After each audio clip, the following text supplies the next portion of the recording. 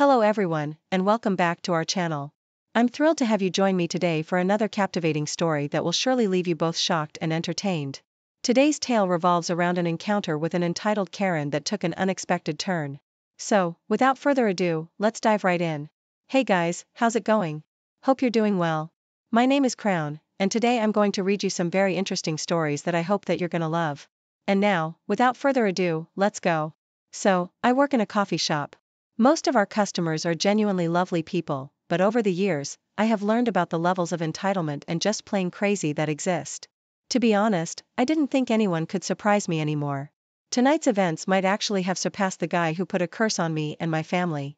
The guy who threw a ceramic cup at my head one morning. The drunk girls who threw up all over the front door at 7 a.m. then walked in and got grumpy that we didn't have any vegan breakfast items. The time a guy managed to get himself so wound up that he started swearing at me because I hadn't laughed hard enough at his "if you can't find a product on the till, then it's free" joke. That I have previously never ever heard before. Ever. Honest. Yeah, okay. So today I was cleaning up like usual and for once, it was going pretty smoothly. One of those dream shifts where you look around and just know you're going to get out on time. No last-minute customers demanding you make drinks and mess up every piece of equipment you've just spent an hour cleaning. It was glorious. I did the usual rounds telling the last few stragglers that we were closing in 5 so if they could start finishing up and getting themselves ready and so on. And I went through to the office to start the admin. Now, one thing you need to know is our company policy states that you can't take the till off and count it until the doors are locked. Obviously, you can't lock the doors until all the customers have left. And this is usually not a problem. So I came back through to lock the doors and there she is. Let's call her Karen, okay? Karen is standing near the front door and emptying out the entire contents of her purse and pram all over a table. I looked at the girl who I was working with and raised an eyebrow. She's working with me long enough to recognize the "what the hell is going on" look. Apparently, Karen had lost an earbud. Great. So since she's been a regular customer for over a year, I put on my best customer service act and go across. We went back and checked where I knew she'd been sitting. Then check out the other table she had also been sitting at earlier. Turns out I never want to put my bare hands that far down the sides of the sofas again. We both searched and couldn't see anything. I offered for her to leave her details in case it turned up in the morning. I'm on early so I'd have another look tomorrow. But nope. This wasn't good enough. Before my eyes, this usually very normal, polite, pretty, reserved grown woman turned into a raging banshee. Screeching about how they are 150-pound earpods. Several things happened over the next half hour. Her husband appeared. Someone needs to give that man a medal, or maybe a CT scan. He quickly sussed out the situation and tried to talk some sense into her. She then started screaming about how she wasn't leaving until it was found. And she was calling the police. At one point, they were physically fighting over her phone while she dialed 999. And he was calling her crazy. Side note, never call a Karen crazy. It does not end well, my friend. I was standing to the side quietly watching this all unfold. Keys in one hand and phone in the other. While texting my boss what was going on and reminding her she really does not pay me enough to deal with this. Being the absolute champion boss she is, she called and heard some of that chaos going on in the background. Karen's poor husband continued to try and reason with her. There was a little more chat between me and him while she wailed down the phone at the police. She started demanding I go check the rubbish bags. Apparently telling her she was more than welcome to go check them herself. But they were in the skip bins at the back of the building. Was just not the right answer. Eventually, her extremely patient husband got sick of her so he left. At one point, she shouted at my colleague who asked her to move so she could finish mopping the floor, which set Karen off again. Her husband reappeared as she was kicking off at me again for stepping in and saying the girl didn't shout at her. And pointing out that after her behavior for the past 20 minutes, she was in no position to decide who is and is not shouting. It was at this point she finally pushed the limit of my patience when she said the words, "I am not leaving until you show me respect. You would treat me differently if I was from this country." Now something else you should know, I'm not actually from this country either. I might have the local accent but my birth certificate states something different. I'm also not white so I take particular offense when someone tries to use a race card in a racist way. Sometimes people are just jerks and it has nothing to do with the skin color of anyone involved. So my restrained customer persona slipped. I left one of those, "Are you kidding me?" laughs. I said the words, "Did you actually just call me racist?" "Nope, I'm out." While her husband started having a go at her for being ridiculous, I went and grabbed a till and stormed off into the office, half expecting to come back out and find Karen chaining herself to the front door and chanting, "We shall not be moved." About 10 minutes later, 2 wonderful police officers showed up. Karen had suddenly turned into a timid and demure delicate little victim again while whining about her plight to these guys. They also quickly worked out what was going on. Apparently the call they got had said it was a domestic incident. It was clearly not a domestic incident. They spent 5 minutes searching the same areas and also found no AirPod in sight and suggested she leave her contact details for us to call her if it turned up in the morning. Karen thought this was a great idea. I pointed to the counter and said the pen and paper were still sitting there from when we offered that same thing an hour before. Granted it was a childish move, but after hearing the police officers ask him where her child was while she played with the AirPod, my last silver of understanding and patience evaporated. Turns out Karen had freely given her very expensive, arguably overpriced headphones to her 4-year-old child to play with, then flipped out and called the police when one went missing. Seriously, I can't even begin to explain how livid I was at this point. Needless to say, she was heavily scolded and warned by the police officers. She actually burst into tears and she is now barred from the premises by orders of my boss. Best boss ever. So, I've started to get into belly socks, butterfly knives, like a couple months ago. I love it very much and I have a couple of knives. I love to do it in public too, but when I'm around people I always use my crack racking version 2.5, basically a trainer knife so it doesn't have an edge. Today I was walking with my friends and I was playing with my trainer knife as usual, when a kid runs up to me. Hi, what's that? Can I try it? The kid was around like 9 or 10. Sure, but do you have any of your parents here? Because I don't want to get in trouble. Yeah, my mom is here. And he runs to his mother and comes back a couple of minutes later. Mom, it's him. He has that thing. The kid was really excited at this point. Can you show us some tricks please? Sure. So I started to do a couple of easier tricks like a thumb around. Hey, put that knife away. You're gonna hurt us. No, I can't do that, even if I wanted to. This is a training knife, so it's fully dull and doesn't have an edge. And then, I grabbed a blade. Put that away or I'm going to call the police. If you want to, you're going to be the only one who's in trouble. So we waited there until the police arrived. Yep, she called him. So, what seems to be the problem here? This young man has a knife and hurt us. Her kid says. No, he didn't say anything wrong. The police officer turns to me. Is that true? You've got a knife? Yes, officer. I've got one in my pocket. It's a butterfly knife, but it's a trainer so it doesn't have an edge. Can you show it to me? Slowly. Sure. And I reached into my pocket and handed it to the officer by the blade. So he sees it doesn't have an edge. Okay, I see no problem here. Thank you, sir. And he started to hand me my knife, but the entitled parent snapped it out of the officer's hand and decided, I don't know why, to slap the officer. Ma'am, put that knife down and put your hands behind your back. Now. But I'm just doing what you can't do. Then she threw my knife full force to the ground. And the rest of the story was that the mother got arrested for lying to an officer, harming him, and damaging someone's property. And me and my friend stayed with the kid until his dad arrived. So without getting too political, we recently had an election in the USA. My aunt supported one side while her husband and adult offspring supported the other side. The election did not go the way my aunt wanted it to. Aunt proceeded to flip her crap, breaking things, yelling, and even going as far as to set her daughter's I voted sticker on fire. Her husband called the cops, declined to arrest her for anything, but suggested that she find a different place to stay for the night. This happened yesterday in New Jersey. Fast forward to 2 a.m. today. Here I am sleeping peacefully in my home with my family, over 500 miles from all that drama. My fence alarm goes off, waking me up. I don't know if it's a bear or a trespasser, so I get my pants on and grab my shotgun just to be safe. Turns out, my aunt cut the locks off my front gate because she couldn't get in, and I wasn't entering my phone. Why did she have bolt cutters in her car? So I safely stow my weapon and ask her what the hell. She starts crying and screaming. Mind you, this is at 2 a.m., in a quiet rural community, about how the devil took her family and they threw her out. And she says that since she has nowhere else to go, I need to let her in, so she can stay in my guest room for a while. I told her one of my guildies is using that room right now. The room is occupied. This person came from Texas all the way to West Virginia to hang out with me. I'm not gonna toss them out with 30 seconds of notice because my aunt showed up. So she decides to call the police and tell them that I'm keeping her from entering her home. We're out in the woods, so the cops don't get here quickly. 4:41 in the morning, the cops showed up. I see them talking to her in my driveway. She shows them the bolt cutters and the ruined lock. A few minutes later, the officer knocks on my door. Your tenant claims that. I immediately cut him off and told him that I do not have a tenant. I own and occupy this structure. Then I offered to show him the deed. Well, this woman claims that. I cut him off again. What does the address of her ID say? At this point, the cop is pissed at me. I can tell. So I try to de-escalate the situation. Look man, she doesn't live here. She has never lived here. That's my aunt. She lives in New Jersey. Please check her ID card. The cop calms down a bit and lets me know that he will talk to her and then comes back. 10 minutes later, the cops come back to my door. 3 of them this time. Not just the one from earlier. One of them had stripes and a rocker on his arm. He asks me if there is any way Aunt can stay here for the night. Because she's too drunk to drive, so he can't let her back on the road. This woman just drove from New Jersey to West Virginia drunk.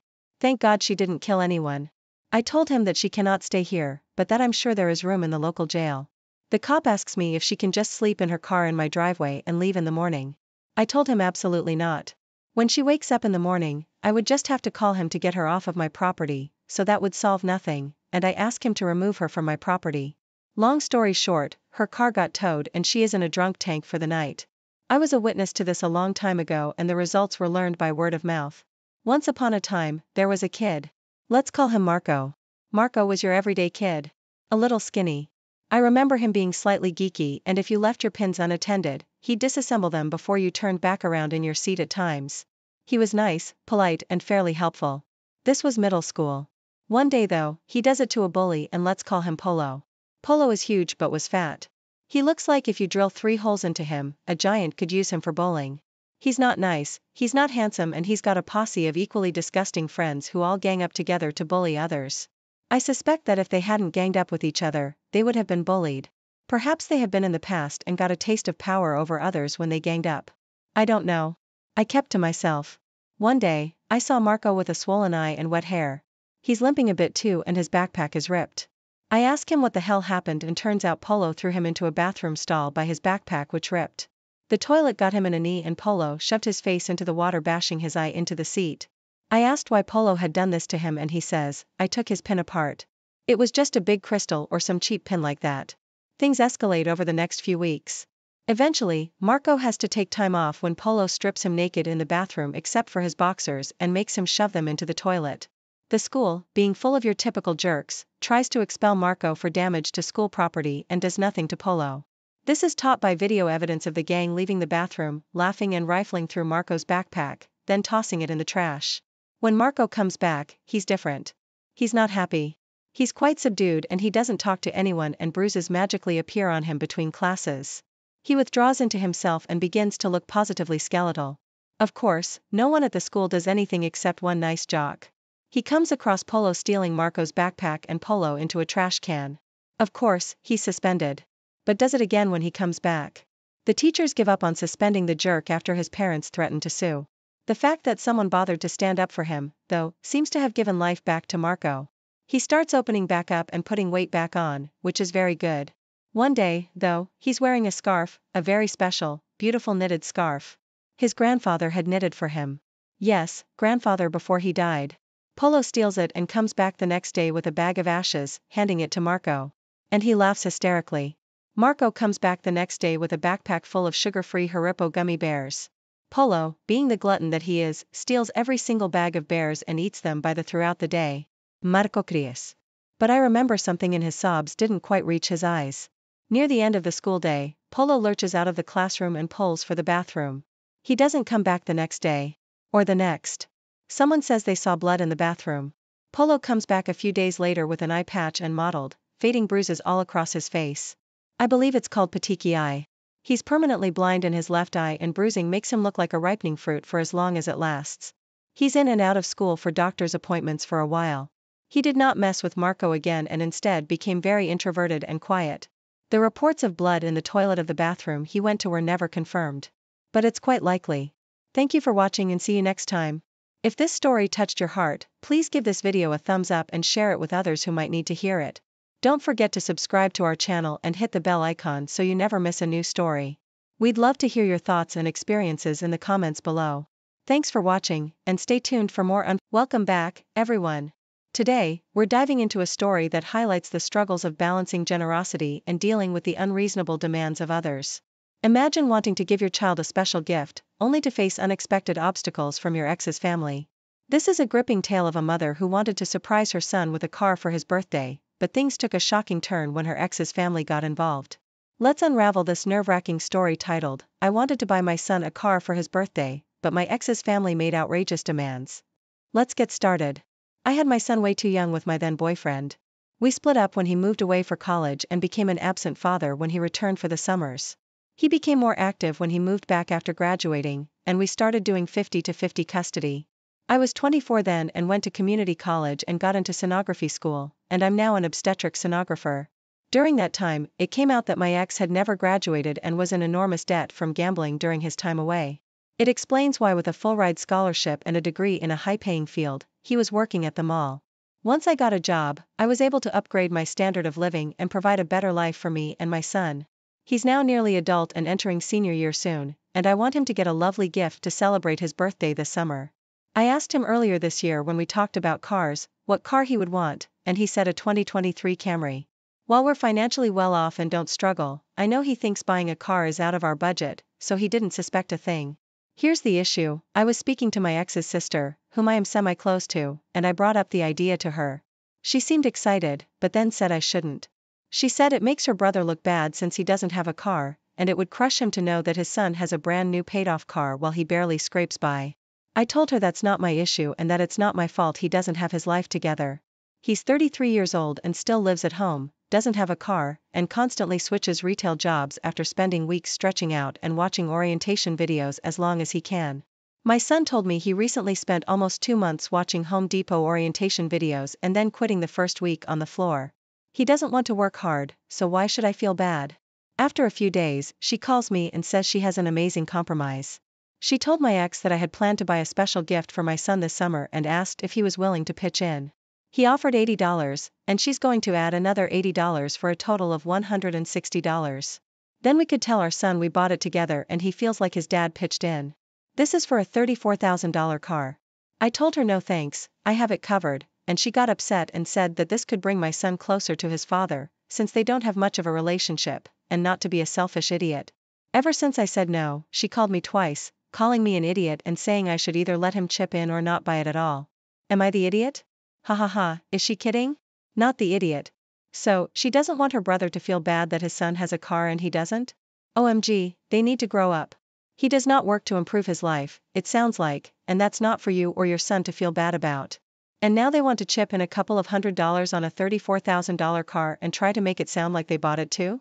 Please, your son is smart enough, he would see through that anyway.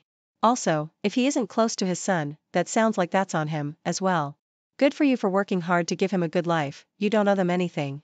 Yeah, $160, how generous of them. Has this man even paid child support all these years? Oh, he was just busy gambling. Dad can suck it up and reap what he's sown. His sister's crossing a major line, thinking that $160 is enough. If it was a difference of even $1,000 or $2,000, I'd maybe entertain it. But what they're proposing is insulting to the work you've put in. LMFAO, $80, we got a big spender for an ex. The gift that you worked hard for, not ex, not his sister, it's your moment with your son. If dad and sister-in-law want a moment, well, they can work for it, as you did. I say again, your son is a smart kid, he sees your ex lacking, he's not gonna believe for a minute that your ex significantly contributed to the car. Here's the other thing, say son believes ex paid for half, the ex could turn around and guilt the son into lending him the car, because he sacrificed so much to help pay for it. Go with the truth, it's the best option in the long run. Congratulations on your son's graduation, and tell your ex to buy some fuzzy dice or whatever, but remind your ex that these are a prop and he can't gamble with them. My wife is flying to see family for just 4 quick days this weekend, and the airport is 1 hour away. She returns back and lands at 10:30 a.m. on Independence Day. We have kids, and I want to take them to our town's wet parade and fun activities that morning for the celebration. We didn't make part of last year's celebration, and I was looking forward to this year's. She asked me to drop her at the airport. Initially I was all for it, but then learning about her return time, this is where the disagreement began. Our family car is in the shop, but we have a loaner from the dealer. I asked her to think about driving herself, so we could celebrate the festivities, and she instantly got mad. That'll cost us hundreds more dollars, parking is $8 a day. The loaner isn't ours, what if it sells while I'm away? Then they wait. Why can't you support me through this and not be selfish? Who's selfish here? The festivities go on all day. I'm only asking for 2 hours, 9 to 3 p.m. is the duration of the festivities. These were some of the statements immediately made. She even said, my dad wouldn't hesitate to support his wife. I think her dad would shrug and say, just drive yourself. Am I the idiot, because I want to take the kids to our town's 4th of July celebrations, and would prefer my wife drive herself to and from the airport? Not the idiot. Airport pickup and drop off is a luxury, either my wife and I offer the other, if the stars align just right, otherwise we hire a cab. Loaners don't sell while they're being loaned. That's not how the process works. Parking wouldn't be hundreds of dollars, it would be $32. Having said that, you could pick her up by 11, be home by noon, and still attend the festivities for 3 hours, in ideal conditions. Barring any flight delays, traffic jams or small kids' meltdowns, there are a ton of things that can go wrong, especially with the kids in the car. Anyone with children knows that a 2-hour round trip on Google Maps doesn't equate to a 2-hour round trip in reality. It's unreasonable for the wife to make that demand, when she can just drive herself, with much less of an imposition on her time, than it would be on his. I agree with every word. OP isn't some deadbeat dad, wanting to hang out with his buddies on the 4th. He wants to take the kids to a kid-centric event. I'm a mom, and if I were in this situation, I'd tell my husband, have fun, I'll try to join you when I get home. In my honest opinion, the wife's being extremely selfish, and not thinking of her kids, or her husband. The wife needs to suck it up and drive herself. Don't back down OP, you're the only one in this situation thinking of the kids. Take them to the parade, and have a great time. This is so stupid. My girlfriend thinks I'm an idiot, so I want some second opinions. We're both quite serious tea drinkers, being from the UK, at least 3 cups a day. I have mine with 1 spoon of sugar, she has no sugar. We've been dating for a year now. In the first month of dating, things were great, and she made my tea properly. Then she slowly started to forget, and made us both cups with no sugar. I gently reminded her that I like it with 1 sugar, but she wouldn't remember, and kept making me non-sweet tea. So I decided to just make both of our teas going forward throughout the day to save the hassle. However, lately, I've been tired of having to make all this tea, and I asked her if she could make me a cup once in a while. I don't think it's fair that I make her nice teas, and she can't return the favor. Today she made me tea with no sugar, once again, and I got fed up and asked her why she doesn't add sugar to mine.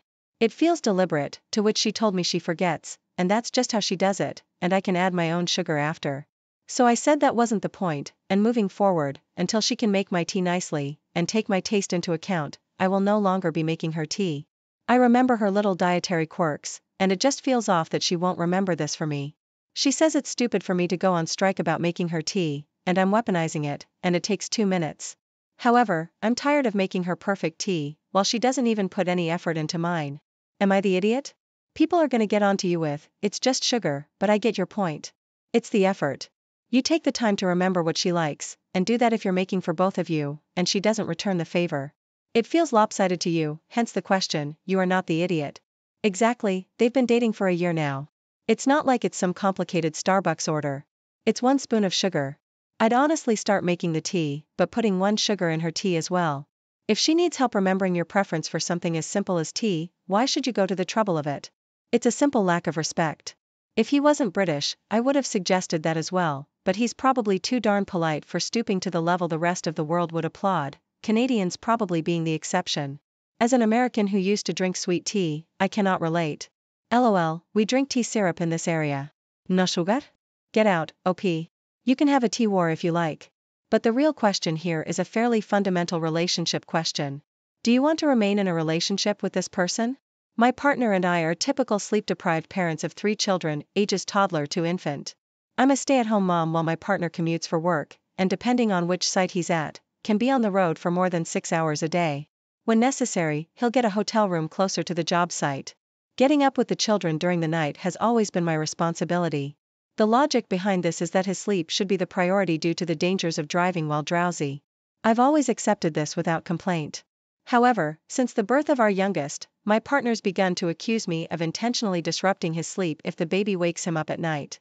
This past week, my partner had a few long days and was gone from early Wednesday morning until late Friday night. Please, no judgment, but I was so busy, exhausted, and overwhelmed during that time that I didn't get the opportunity to shower. I felt disgusting. It took ages for the children to fall asleep with the excitement of daddy being home. But around midnight Friday night, I finally got the opportunity to treat myself to a shower. I hoped the baby would stay asleep, but if he didn't, there was finally another adult to cover for me. And as the next day was Saturday, there was no commute to worry about.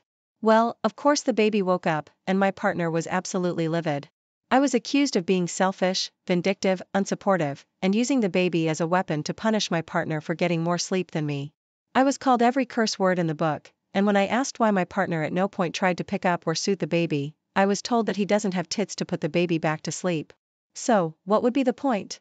At first, I was equally angry at my partner for choosing to lash out at me instead of caring for the baby. However, now that I've calmed down, I've started worrying that I was wrong.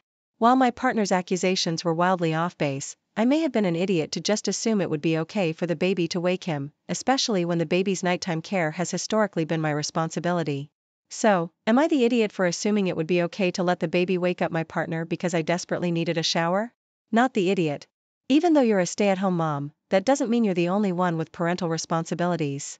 Letting your partner sleep while you care for the baby at night so he's not driving drowsy is a fine concept, but that doesn't mean he doesn't have to do anything ever at nighttime. And the fact that it was a night when he didn't have to drive the next day is the icing on the cake. Taking a shower for the first time in several days while there's another adult around is not a selfish act or weaponizing your baby.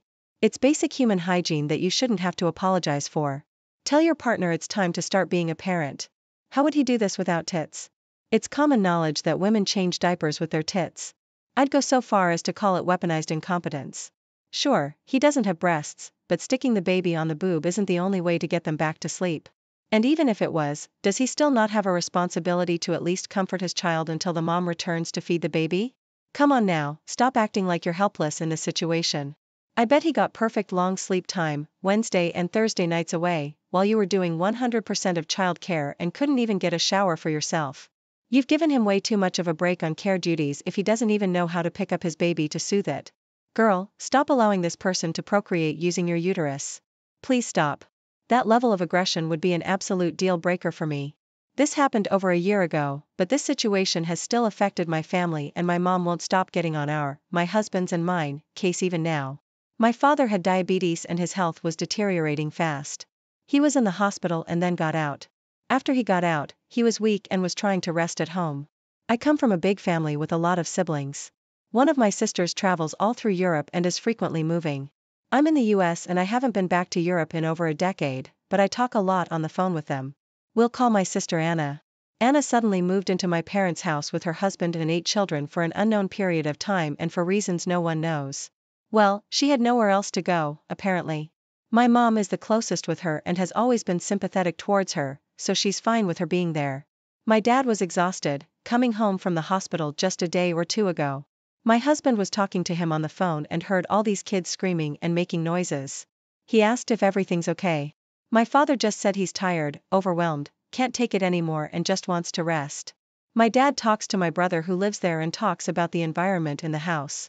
My brother said it was a disaster and pretty noisy since the kids were running everywhere. My mom, however, said that it's not a big deal and not that noisy.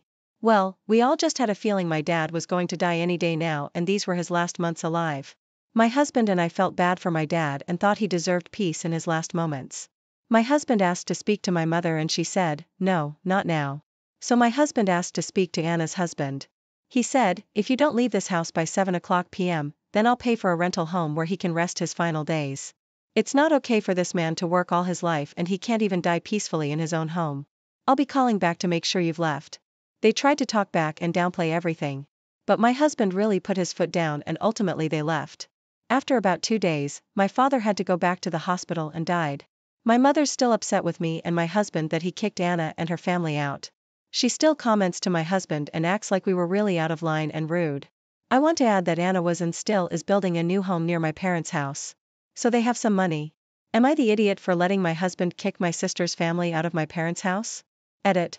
I just want to add since there's a little confusion that this was our last resort since it's pretty big. But my mom didn't want to speak to us at all and always sides with Anna. She was babysitting the kids and ignored my father. So he was pretty much by himself after coming out of the ICU. But my dad was so weak and was mentally done.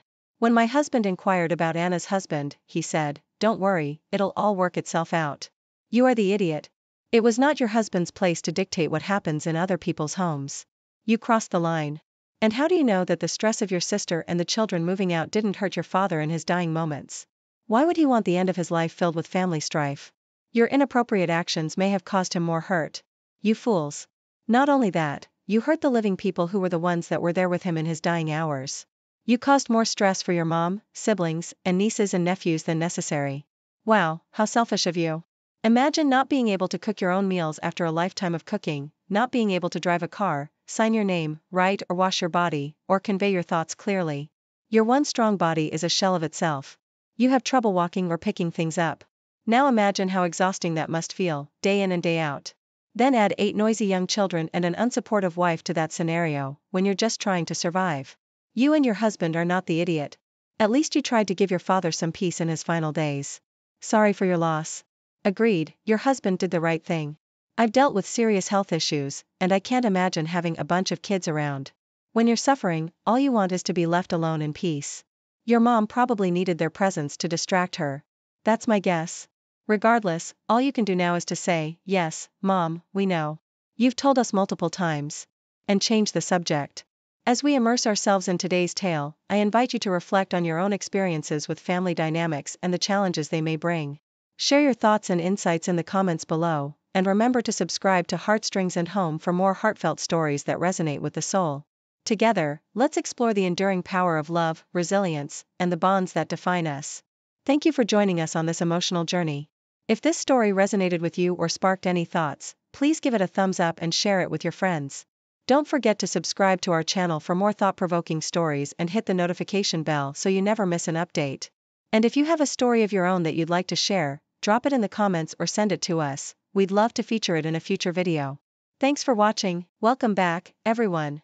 Today, we're diving into a story that highlights the struggles of parenting and the fine line between fairness and discipline. Imagine being caught in the middle of a sibling rivalry where one child's desire for equality turns into threats and chaos. This is a gripping tale of a mother who faced a tough decision when her daughter threatened to destroy her brother's belongings if he didn't share. Let's unravel this nerve-wracking story titled, "My daughter threatened to destroy my son's belongings if he didn't share, so I grounded her. Am I the bad parent?" Let's get started. We recently got 2 horses. My younger daughter, a young teen, wanted them, as she's been learning to ride.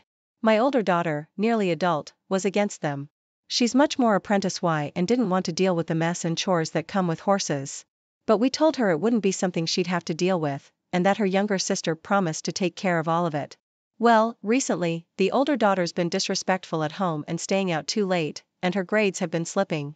We warned her to shape up, but last week when we heard that she'd been needlessly insulting her younger sister while I was out running errands, I told her that she'd be cleaning out the stable each day for the next week, as punishment, and that her sister would get a break. She got upset and offended and said we promised she'd never have to go in there or scoop horse poop. I said I promised it wouldn't be one of your chores, of course. But obviously, punishment is supposed to be something outside of your normal chores and something you won't like, and I thought it was perfectly fair here. She's been doing it for 3 days now, but seems very resentful of our broken promise, acting very disgusted, and keeps begging to get out of the rest of it. But I said I thought it was fair, and she was overreacting. Am I the idiot? You are the idiot. You bought 2 horses for your younger daughter and promised the older daughter she wouldn't have to be involved in their care. You broke your promises. There were plenty of adequate and appropriate punishments available you could have given your daughter for staying out late and letting her grades slip. Are you deliberately trying to stir up resentment between the 2 sisters? Because this is how you get resentment between 2 sisters. Exactly. Horses are a pretty big gift. Does your oldest child get the same treatment as your youngest child? It could be resentment building up and causing her to act out, and being forced to take care of her sister's huge gift will only worsen the resentment. I was wondering the same. Horses are a huge gift. After the purchase price, there's still upkeep, vet bills, farriers, tech, and food, and not just 1 horse, but 2. My child used to ride, and even leasing a horse cost a small fortune, but buying 2? OP, have you given the older daughter a comparable gift? This whole story reeks of favoritism. I bet money the older one hasn't gotten anything but increased chores, so the precious perfect golden child doesn't have a thing to do. And I need more information about who said she's been needlessly insulting to her younger sister. Was it the younger sister tattling? And what is needlessly insulting? Is there such a thing as needfully insulting? And isn't that part of sibling squabbles, being needlessly insulting? And I'm sorry should suffice for that indiscretion, in my honest opinion. Your oldest daughter isn't the golden child, obviously, so you want her to be Cinderella. I, 28 male, have this friend, Charlotte, 29 female. Charlotte and I go way back. We were at a bar one night, and we just happened to get into a small argument about something personal. So, we spent a few minutes just bitterly drinking, and not talking to each other, when this weird guy walked up between us and started saying awful things to her. Charlotte kept glancing at me, and by the expression on her face, I could tell that she was completely frozen and wanted me to help her out. However, I was still bitter about our little disagreement, so I turned away from her, pulled out my phone, and surfed the web. That guy talked to Charlotte for about 5 minutes and said the weirdest stuff. I couldn't help but glance back at Charlotte, and it looked like she was almost about to burst into tears. I decided that enough was enough, and I told the guy to take a hike. We got into a verbal fight, but the guy eventually left. Once we were sure that the guy had left for good, and he wasn't just standing around waiting outside, I walked Charlotte back home. She just said passive-aggressive stuff like, "I hope you enjoyed yourself, and it's a good thing you took your sweet time." When we returned to her apartment, she was still angry at me. Am I the idiot? Oh God, you are the idiot. You held so much power in this situation, and you decided to use it to let your friend remain terrified. You intentionally used this to hurt her, not just petty normal fighting, but to allow someone else to abuse her actively.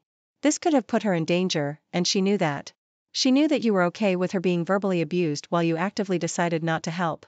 Yeah, you are the idiot. I cannot say enough times, you are the idiot. When a woman gives you the pleading, "Get me out of here" stare, you do it, period, no matter how upset you are with her at the moment. The instant a creep harasses her, and she signals you, you help. Heck, even if you don't know her, and she's being clearly harassed, step in. This is how bad things happen, because no one steps in. The actual heck, dude, did you really need the whole internet to tell you you're the idiot here? You're her friend, and you just watched that happen, and listened? I doubt your friends much longer. I hope your mild argument with Charlotte was worth losing a friendship over. You broke so many friend codes by doing that. Who needs enemies with a friend like you? My daughter, kindergartner, has some severe food intolerances. Eating the wrong thing frequently ends in a hospital visit. She has snack time at school, where the kids bring in their own snacks. I found a really fun snack for her online that she can actually eat, and I've been sending that in with her for months. On Tuesday, when I opened her bag, I found that the snack was there untouched, so I asked her why. She told me it was too tough for her to open. I asked her about the previous weeks, and she told me that her teacher used to help her, but doesn't anymore. I encouraged her to ask her teacher the next day. The next day, the snack was still unopened, and when I asked her about it, she told me that the teacher told her she needed to learn to open her snacks at snack time all by herself. So, I sent the teacher an email explaining that the snack is quite tough to open, even for adults sometimes, and that it would be super helpful if she could help my daughter open her snack when she's unable to do so. Otherwise, she has an 8-hour school day with only her lunchtime to eat. I was nice about it, but you better believe it did make me a bit angry that she'd rather let a kid go without a snack while all the other kids ate one than help a young child open a snack. I picked her up on Thursday, and she still had an unopened snack. At this point, I called the teacher to ask what was going on, and she said that their goal for the last few months of kindergarten was to promote independence, and that she couldn't do that if they had to hold the kid's hand at every turn. She said it might help if I sent my kid in with a normal snack instead of such a bizarre, difficult to open one. She's very aware of my daughter's food intolerances. At this point, I politely thanked her and called the principal, asking him to move my daughter to a different classroom. I said that it was very inappropriate to emphasize that my daughter's snacks weren't normal enough, given that she could not live a normal life. I wish I could give her some Cheetos or a pack of cookies like the other kids get, but I can't, and I just wanted my daughter to have something a little bit more fun when all the other kids were eating those things. She moved rooms, but her previous teacher sent me a message about how I've really made things difficult over a snack. Apparently, they've started an investigation and are monitoring how she interacts with the kids. 2 of the moms that she knows better than me commented in the moms group chat that the way the teacher was treated in regards to this is completely unfair, and that a child's food issue shouldn't be their teacher's issue to deal with. So, am I the idiot? Should I just send in a different snack? Edit. I asked a couple of times why I can't open the snack before school. For some reason, the school policy is that the snack has to be a single-serve item in a sealed package and not in a Tupperware container, and it won't allow repackaging. Also, kindergartners are not allowed to carry scissors, no exceptions. Not the idiot. If they're making requirements of how a snack is packaged, then they're responsible for ensuring said packaging is open for the child if the child has difficulties opening it, regardless of food intolerances or allergies. This has nothing to do with teaching kids independence. Yeah, I don't think letting a kid miss out on the snack time that everyone else gets when her mother gets her a snack that agrees with the school policy teaches anything other than discouraging her from asking for help in the future. This teacher sounds lazy or entitled. I can't believe some parents are taking her side. Also, for the teacher to contact you afterward and complain about your concerns was really unprofessional. I teach high school students who need help with opening stuff sometimes or fixing things, and sometimes I ask them for help too. While I understand the need for teaching independence, I feel like this was a weird hill to die on due to dietary restrictions. Also, I hope you've screenshotted the conversation of the mothers moaning and shared that with the principal, as that shows the teacher's been gossiping. A coworker started to develop feelings a month into knowing me. Let's call him Gray. It may not be something too deep, so I was flattered. I told him I wasn't interested since I had just gotten out of a long-term relationship. A month after this rejection, Gray asked me to be his girlfriend. Again, I rejected it. He said it was cool, but he'd appreciate it if I didn't cut him off. I didn't, as he was a nice friend to have. I had to reiterate to him more than once after this that there was no chance I was reciprocating the feelings at all. One day, one of my closer coworkers let me know that Gray would ask her what my plans for the day were, and if I had any, he'd ask her where I'd be going and who I'd be with. He'd also ask her if I was hanging around any other male coworkers. One time when we were out to lunch with our team, our boss gave us the rest of the day off. That meant we'd be free to go home or hang out after lunch. I told everyone I'd be off home, as I was too tired. He offered to bring me home, and I declined. He snapped and started almost begging me to bring me home, but I just kept declining. He said then, "Fine, let me book you a taxi," and proceeded to type my address correctly when I knew for a fact that I never gave him my address. I was majorly uncomfortable at this point. He's done weirder things over the past year, stalking my family on social media, memorizing usernames of my closer friends on IG. He even found an old account I wasn't using anymore, shipping products he bought online directly to my address, even getting in a taxi and following me home. When I confronted him about it, he said he was just ensuring I was safe. Last week, while preparing to go home, it started to rain, so he insisted on bringing me home on his motorcycle. He followed me around the office saying, "Please let me bring you home." We were around other coworkers, but I snapped at him and told him to screw off and leave me alone in a relatively high voice. A coworker who was aware of the stories I told above overheard and told me I didn't have to react that way. I talked to a non-coworker friend about it, and he told me that this might be Gray's way of winning me over.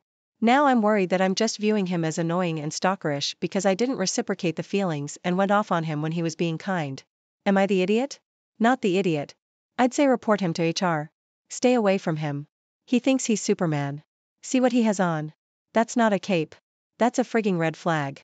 Also, screw that idiot coworker who told you not to react that way. They obviously don't understand or care about your situation, if they know the stories and expect you to always be calm. Majorly angry at that scene extra. Anyways, report him. Tell your family about him so that they can be aware and beware of him and his presence. Get a dog if you don't have one. Keep some self-defense stuff. This could escalate as time goes by. Do not give him a chance. This. OP, you're being stalked. Go to HR. Let them know you only want him to talk to you about work. He's not to offer you a ride home. If you see him follow you home or near your house, you will get a restraining order. Tell them if the company can't handle him, you're going to the police. And before you go to HR, I would write down everything that's happened, even if you don't remember the dates. Then I'd make a copy for them and for you. The most concerning part of this story is that he knows your address, but you never told him. Following you home is unacceptable and grounds for a restraining order in some jurisdictions. I'm sure he thinks he's winning you over, but that doesn't make it okay. This is way over the line, not just some awkward workplace flirting. Oh, I doubt he thinks he's winning her over.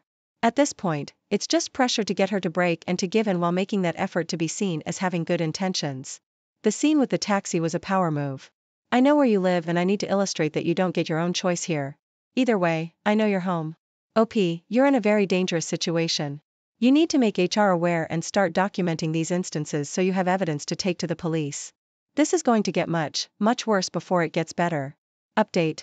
I've told my coworker, the one he asked about my plans, if she would support me in bringing this to HR. But it turns out she's already kind of tipped them off at his behavior.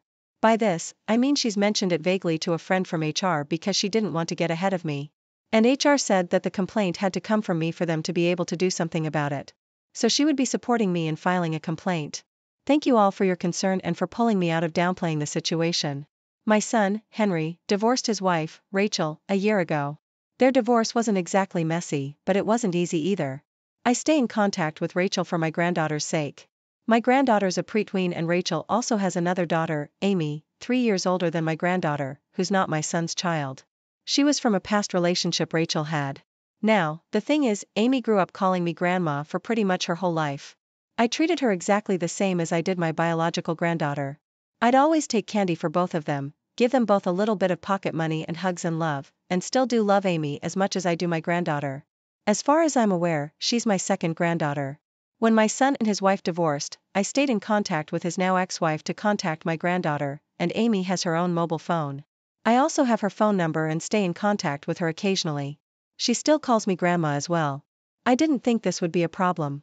However, last week when it was Amy's birthday, I gave Rachel some money to buy her a present for me. She was thankful, bought her a gift, wrapped it, and sent me a picture of her opening it. Later that day, my son came around to visit me, and my phone rang. Amy called to say thank you for your birthday present. My son told me he found it inappropriate for me to talk to his ex-wife and her daughter when she was not my granddaughter. He said I have absolutely no reason to be in contact with either of them, as I see my biological granddaughter regularly, and that she's the only whose family. So, his ex-wife and Amy, who are no longer family, have no reason for me to be in contact with them. I disagree, as I only speak to Rachel about my granddaughter, and I speak to Amy as, for the last 10 years, I've been treating her exactly the same as my biological granddaughter. It would be unfair now to no longer have contact with her, after so long. Am I the idiot for staying in contact with them both? I don't feel like I'm doing anything wrong. I never discuss my son with either of them. I simply check in and see how they are. Not the idiot. He's been in this girl's life for 10 years, and he's not staying in touch, and doesn't seem to care or worry about her. That should be the issue here. Be careful he doesn't decide to not let you see your other granddaughter, just because he doesn't agree with you. Your son is a major idiot though. Amy's been a significant part of your lives for 10 years, and your son is upset that you still talk to her, and treat her with kindness, instead of dropping her out of your life entirely, as though she doesn't matter at all. Is he demanding you do that to a literal child? No wonder his wife divorced him. What a selfish, spiteful idiot. Agree. That's a lot of time to form a bond beyond a casual relationship. Your son is selfish, thinking his anger towards his ex is more important than your love for the children. He cannot tell you to change your priorities. I understand that your son is hurting, but you're only demonstrating love for the kids. Once again, the father's in the movie Clueless. You divorce wives, not children. Grandma gets it, but dad does not. Grandma, carry on. Family's not necessarily defined by blood. If you and Amy believe your grandma and granddaughter, then you are. Don't let anyone say otherwise. Thank you for joining us on this emotional journey. If this story resonated with you or sparked any thoughts, please give it a thumbs up and share it with your friends. Don't forget to subscribe to our channel for more thought-provoking stories and hit the notification bell so you never miss an update. And if you have a story of your own that you'd like to share, drop it in the comments or send it to us. We'd love to feature it in a future video. Thanks for watching. Welcome back to the channel, dear listeners. Tonight, we dive into a tale that touches on family dynamics, cultural clashes, and the explosive drama that ensued when wedding plans went awry. The story is titled, My Fiancé Demanded My Sister Stop Using Skin Brightening Cream for Our Wedding, and the Family Drama Exploded. This is a story that will keep you on the edge of your seat, as we unravel the events that turned a joyful occasion into a battleground of emotions and beliefs. So, sit back, relax, and let's begin. My fiancé doesn't like skin brightening cream. She never uses it, but she also doesn't usually say anything about other people using it either. So I was surprised when she told me she didn't want my sister to use it for our wedding and asked me to convey the message. My sister always uses skin brightening cream for any big event, especially if she's photographed, so I know she's planning on doing so for our wedding. My fiancé said she hates skin brightening cream and doesn't want the use of it immortalized in our wedding photos. She said my sister should understand because this is a small family event and the photos will only be seen by our close family and us. She said it's not unusual for brides to have requests about the wedding party's look. She would know better than me, so I agreed. Asking my sister didn't go over well. My sister was furious and said I had no say over her skincare routine. She said she'd use whatever product she wanted and if my fiancé had a problem with that, she could uninvite her. My fiancé said fine, but then my sister won't be a part of the wedding party or in the photos. My mom and sister are furious about this decision and don't want to work with me at all, telling me to get my wife under control because she's being ridiculous. I would think my sister would want to make us happy on our special day and be willing to compromise, but did I ask for too much? Clarification, the cream changes your skin so that you look fair, more like a white person than a brown one. It isn't makeup. It fades over time, so you need to keep applying it and it can make you sick. My fiancé hates it because she's seen it give friends and relatives skin conditions and other illnesses and because women who use it say women who don't are ugly. My fiancé thinks we should be proud of our brown skin because our race has accomplished so many things. That's why she didn't want its obvious use in our photos. My fiancé wants my sister to not use it for a month. You are the idiot. Your fiancé sounds incredibly unreasonable and controlling here. Is this the only thing she's been like this over? Assuming your sister isn't painting her face like a straight-up clown. It's none of your fiancé's business what she puts on her skin. The amount of insecurity it takes to avoid being outshone in photos is incredible. You need to spend some time reflecting on whether you want to deal with this long term. Right? Like I assume skin brightening works similarly to a spray tan. I do a spray tan all the time before big events, especially when I'm going to be photographed. It would be weird and unreasonable if someone didn't want me to for what appears to be no logical reason. You're the idiot, OP. Not only for agreeing with your fiancé's unreasonable request, but also because of your last sentence. I would think my sister would want to make us happy on our special day. Full stop. That's manipulative. Disagree. I think OP needs to make it really clear that when you're saying a skin brightening cream, you mean a fairness cream. I think that really changes the concept because it involves colorism. I hope you don't mind me asking, but are you South Asian?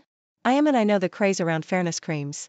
Like Fair and Lovely, and the culture surrounding lightening your skin is poignant and gross. I see why it makes your wife uncomfortable to have people bleach their skin around her. Generally, but especially if she's a darker skin tone herself. With the context, I think not the idiot. Sister's not saying she thinks brown people are ugly by using this cream. If anything, she's just saying she doesn't like how she looks and wants to change herself.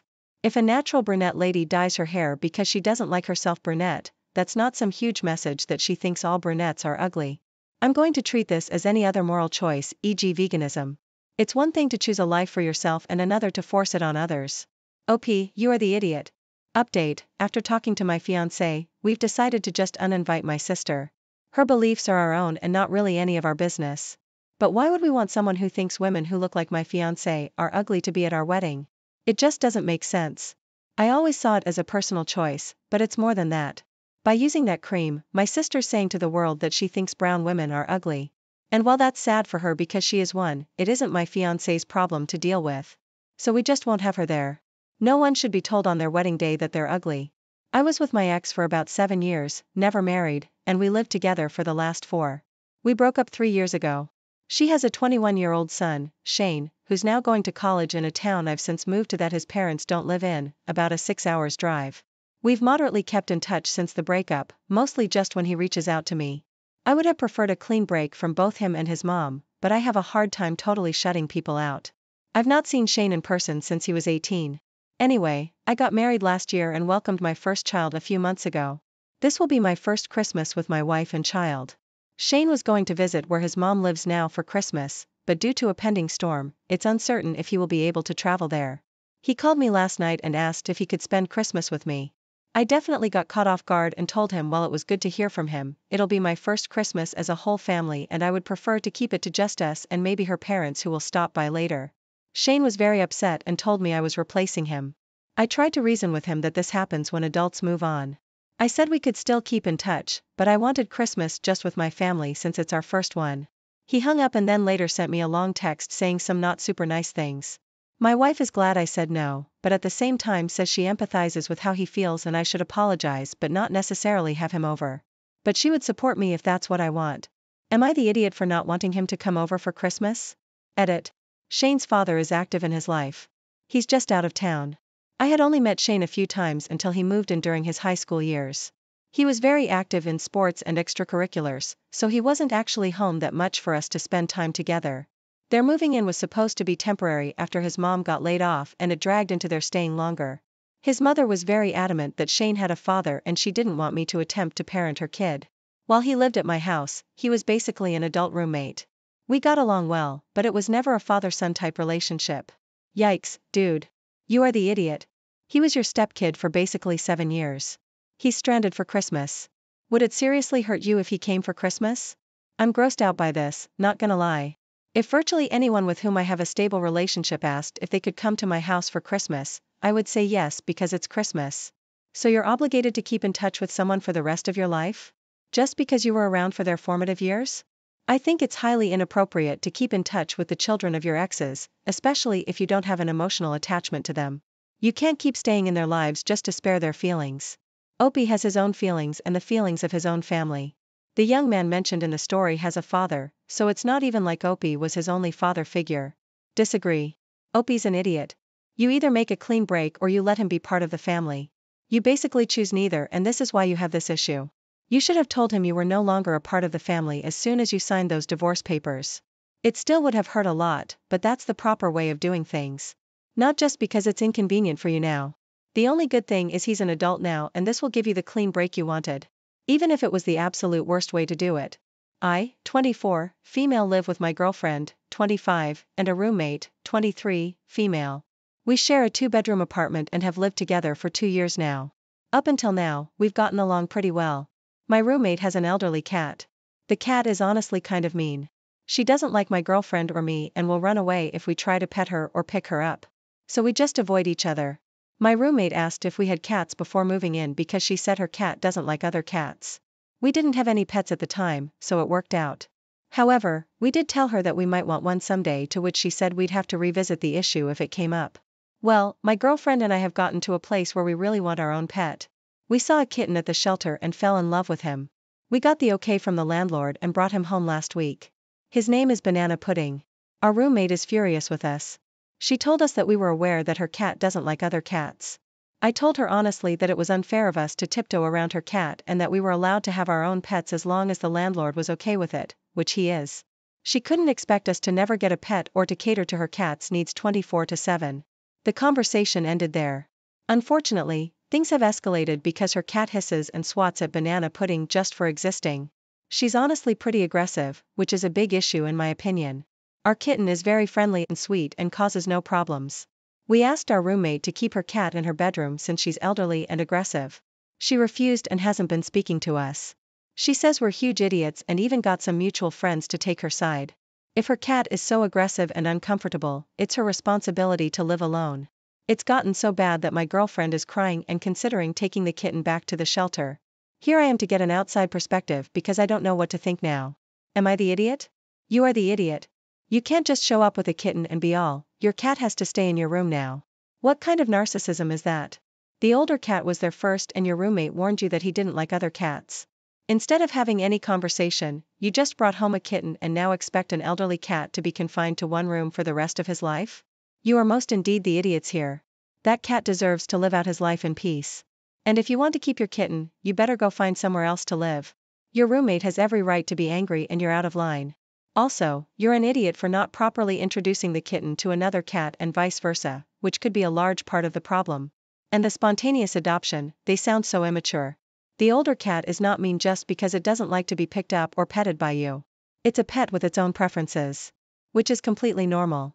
You're not a good pet owner. His name is Banana Pudding. It sounds like you wanted a cuddly toy because it's cute. Both cats are living beings with emotions and territory. This place is their home, which you've turned into a place of stress and danger for both of them. Oh, and when Banana Pudding loses an eye, you have no one to blame but yourself since you put that poor kitten in that situation. Same with the elderly cat. It deserves to roam too. Update. My roommate and I have talked. I apologized to her for being selfish and ignorant and for putting her cat in an uncomfortable situation. She forgave me and said she'd be happy to help do a proper introduction between the kitties. She said that if we do things slowly and carefully, her cat might be able to accept Banana Pudding. For now, our kitten will be staying in our room for the introduction process.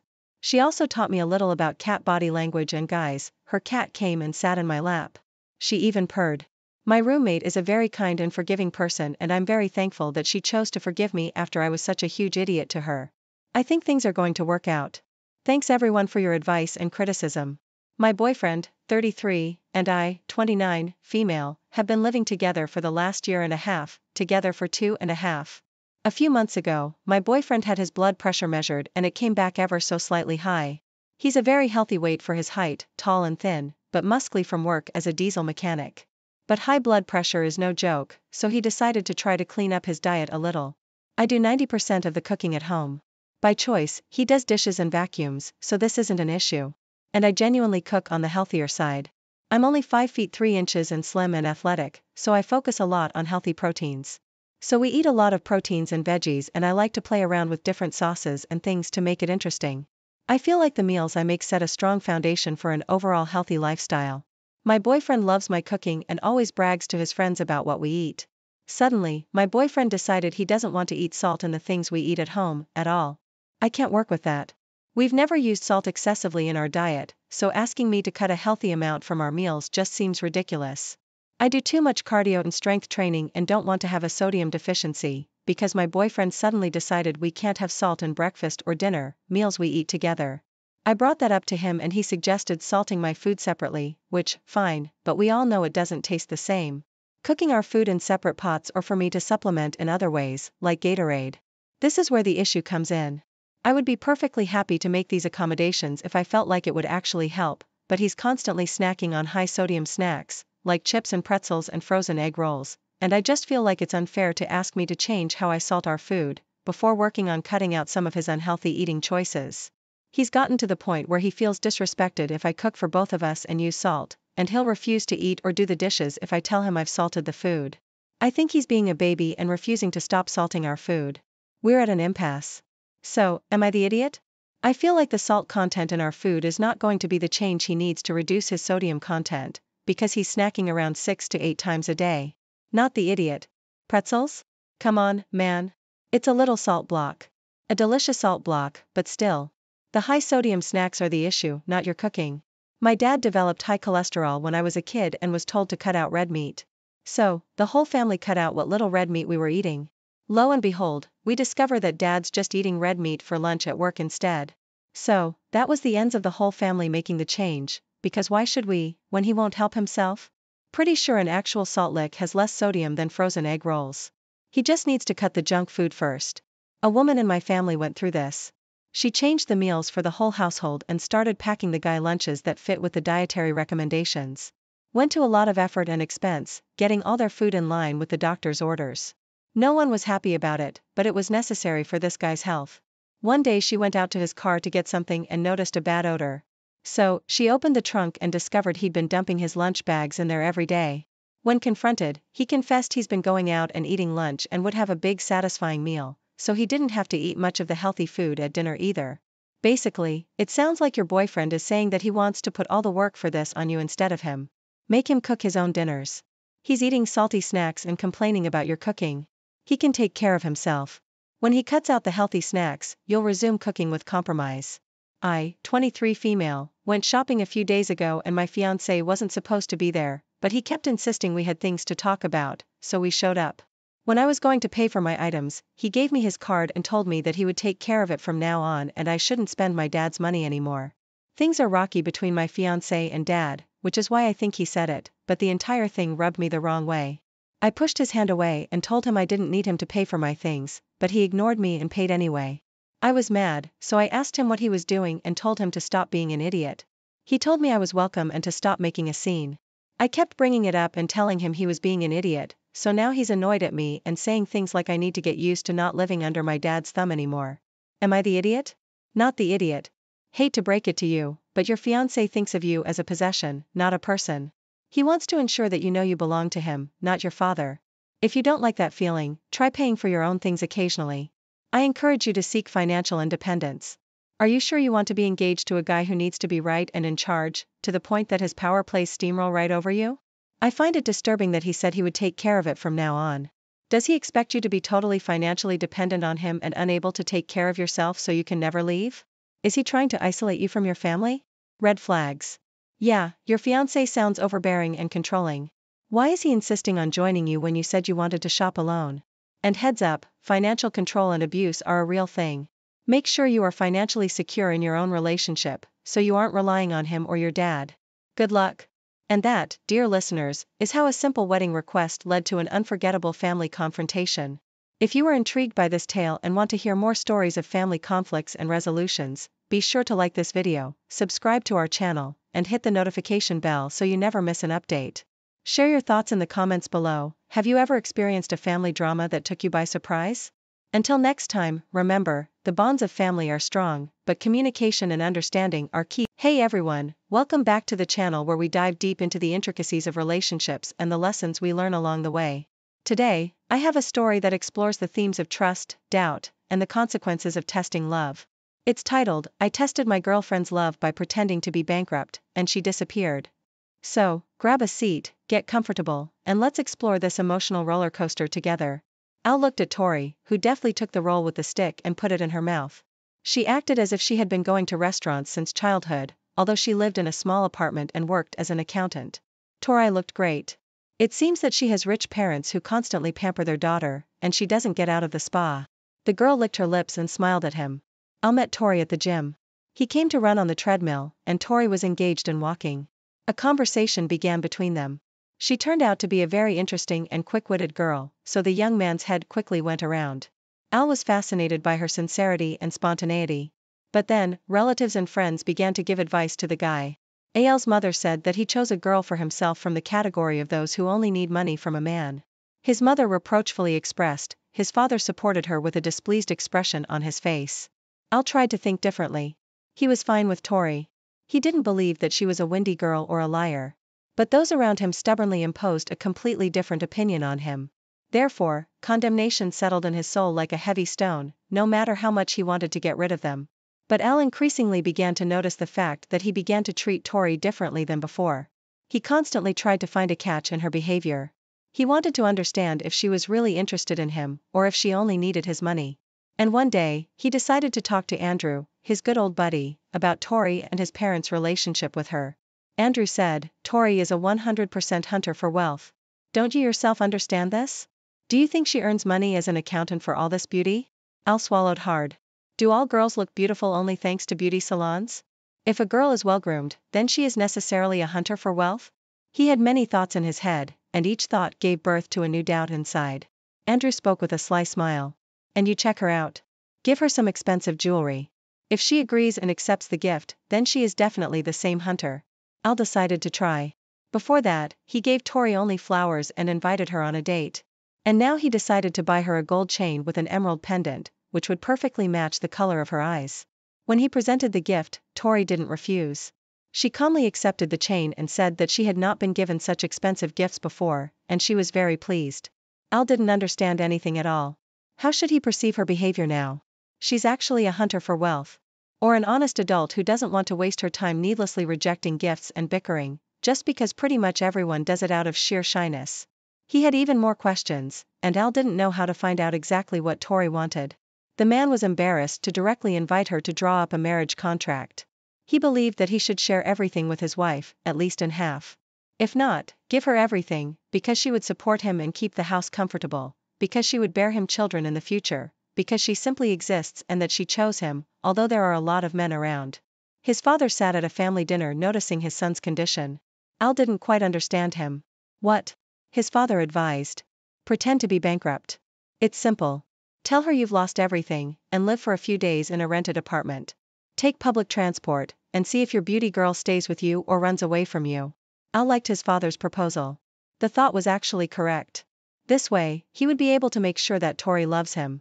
Otherwise, he didn't want to think about another scenario, but at least he would not make the most serious mistake in his life if the girl disappeared. He would not marry the girl who needed only his finances. And now, as they sat in the Japanese restaurant, Al looked at Tori and prepared to tell her the lies he'd come up with overnight. But his tongue didn't want to turn. Al started. Tori, something happened to me. And he paused, noticing her worried look. This is probably the last time we have dinner at a restaurant. Tori was surprised. Why? You say that like you want to leave me. Al said with difficulty. No, they blocked all my accounts. Here's what's left of my cash. My apartment was also sealed, and my business is on the verge of bankruptcy. A bunch of checks from the tax and other nonsense. I'm not sure that I can afford all this, even if I return to work as a simple financer. Tori forced a smile and lowered her head. At that moment, something inside Al broke off. It seemed to him that he said goodbye to the woman whom he considered the best in the world. Tori didn't say anything else. And when Al saw her off, she just kissed him sparingly on the cheek and left. It's been 3 days, and Tori hasn't called him or even texted him. Al wanted to dial her number, but didn't dare. She made a decision and chose not him. So she didn't really love him. The man played this thought over and over in his head. However, 6 months of a happy relationship couldn't just disappear from his thoughts. They left an indelible mark. Al wanted to talk to the girl and sort out the situation. He even considered telling her that he lied about his financial situation. But then, Tori would have returned to him solely because of the money. Such a relationship would clearly have lost its passion and sincerity. Al began to frequent the cafe that he and Tori often went to when they were walking along the promenade together. He bought himself a coffee, sat down at a table and looked out the window. In his mind, he returned to the moments when they wandered along the shore holding hands. He remembered her smile, jokes, stories about work, and his soul became very heavy. Tori strongly sunk into the soul of a man, and she didn't want to leave from there. The rings of bells on the cafe door brought the man back to reality. Al glanced towards the entrance and froze. Tori entered the cafe. She smiled with some sadness, as if she didn't expect to see him and was not glad to meet him. But she sat down at Al's table anyway and greeted him. The man remarked, "Hi Tori." He had no idea what they could talk about. Only a week and a half had passed, and his soul went to his heels as soon as he saw her. And in that second, he was ready to confess everything and ask her to come back because he missed her. He went crazy without her. The girl started first. "How are you doing? I see that everything is fine with your business. I recently saw your interview on TV. Al opened his mouth, but closed it because the waiter came, and he could at least gather his thoughts a little to properly express what was on his soul. Tori ordered ice cream and coffee with cream, and the waiter left. Al looked at the girl. It was hard for him to even breathe, being next to her and realizing that she couldn't belong to him, and that all her love was feigned. And now she approached him, most likely because she saw his interview on TV. "Tori, I have to tell you something." Al hesitated to reveal his lies, although he wanted to tell her that she had failed the test. She whispered, "Speak." Al said and lowered his head. There was no bankruptcy. He had no idea where this conversation would lead, but he had to open his soul and tell her that she broke his heart and maybe he would feel better. "You decided to test me. I knew about it from the very beginning, even when you started talking to me then. Why do you think I decided to disappear from your life?" Al's eyes went wide. He felt restless in his soul, as if he had been circled around his finger or were trying to do it now. "Then why didn't you say it right away?" Tori pursed her lips, turned to look out the window and said, "Did I have to tell you something? Almost from the very beginning, I felt distrust on your part. When we first met, I felt so warm and good with you. I was sure that I had found the very man I could rely on, whom I could trust, and that it would be mutual. But it didn't last long. After meeting your parents, I felt pressured. It hasn't let go of me for a second since that day. You started acting like you were eyeing me, like you wanted to catch me right-handed, like some kind of thief. And after meeting your friends, you began to find fault with me for all sorts of trifles. Al, do you think I didn't see the face you gave me that pendant with?" Tori touched her fingers to the chain that hung around her neck, and then she unfastened the clasp. She took off the chain with the pendant and placed it in front of the man. "You were waiting for me to start reacting like those naive girls who are waiting for such a gift. But when they receive it, they begin to pretend that it's so unexpected. You and I are both adults. Why did you have to arrange this test for me? Why didn't you trust me? Why do you doubt me? Didn't you feel my sincerity and love?" Al had nothing to say. His temples throbbed and all the words were scattered in different directions. There was a void in his head. That's why Tori looked at him with such sadness then. She knew everything. She felt. And she didn't want to talk because she was in pain. The waiter brought Tori's order. She drank coffee and started eating ice cream, and Al didn't know what to say to her. He just sat, looked at the chain she took off her neck, and was silent, realizing that he himself had broken his love. "If you gave me a second chance, I would fix everything." That's the only thing Al could say. Why would you need a second chance? Tori took the money out of her purse and put it on the table. She rose to her feet and looked at the man. "You are too dependent on someone else's opinion, and I need a reliable person who will love me and trust me even if everyone around is against me. Unfortunately, people don't change at the snap of their fingers, and I don't believe that this will not happen again. Sorry, I have to run. I was glad to meet you, but that's all, and please don't try to find me, and better." Tori thought for a moment, sighed heavily, and added, "Don't try to bring me back, but reconsider your behavior and attitude to life. You can't be led by someone else's opinion all your life." Tori is gone. It was hard for her to be around Al, but she understood that his test and distrust would not allow them to be truly happy. She couldn't stay near him, and he just sat, looked after her, and couldn't move, because he actually screwed everything up and let go of the person who could replace the whole world for him. If this story touched your heart, please give this video a thumbs up and share it with others who might need to hear it. Don't forget to subscribe to our channel and hit the bell icon so you never miss a new story. We'd love to hear your thoughts and experiences in the comments below. Thanks for watching, and stay tuned for more